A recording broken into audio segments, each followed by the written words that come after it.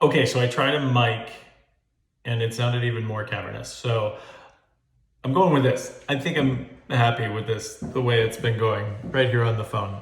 We might end up changing it later, but it's all good. Today, I'm going to talk about The Ghost in Love by Jonathan Carroll. I read it in 2011 and I gave it 4 out of 5 stars on Goodreads. I wrote this about it early in 2011. I so wanted to give this book 5 stars and even favorite status. I love the meat and style of the first 85% of it. It reminds me of The Great and Secret Show on a much smaller and cuter scale.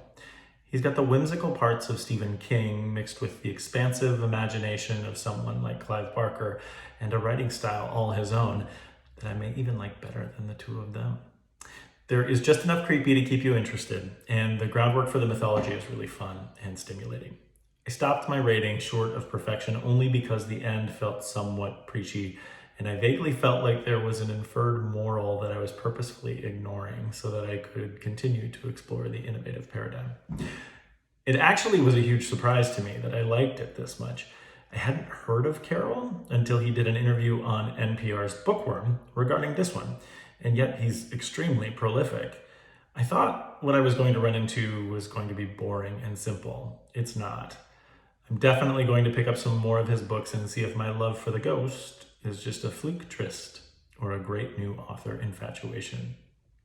So I remember hearing that interview that I talk about here. It was literally coming home from like a morning shift on the news in Los Angeles, coming down the 405 and just listening to Bookworm. And I remember having kind of a weird experience with it, kind of like that Mandela effect in that I had grown up in high school. I worked at a bookstore. Like I've been a reader for the majority of my life.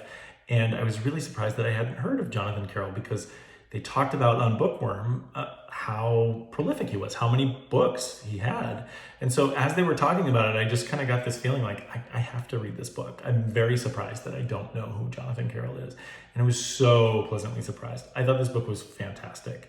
And so much so that I do have another book later on in a couple of years, might be 2013, where I read another one of his, just trying to sort of figure out if I really do like it or if this book was just kind of special. He's the author that kind of in my discovery process, I've now figured out that I just finished a book this last weekend.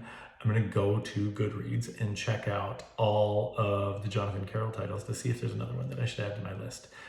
Really fun stuff. And, I mentioned Stephen King, I mentioned Clive Barker.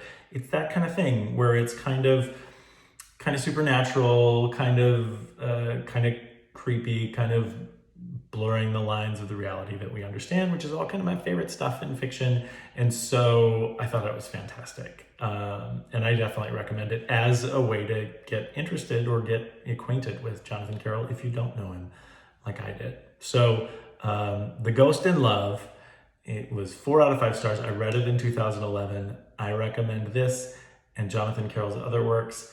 We'll talk about, I think it's The Panic Hand and Other Stories is the one that's coming up here. And literally, as soon as I get done doing this, I am going to go to all of Jonathan Carroll's books in Goodreads and see if I should add another one to my list. So if this audio sounds different to you, let me know in the comments. I think this is better than the other options. So I'm going to stick with this for now, unless there's other things that people are interested in hearing or figuring out a better way to do it. But I'm totally open to suggestions. So let me know. The Ghost in Love, Jonathan Carroll, 4 out of 5 stars. Till next.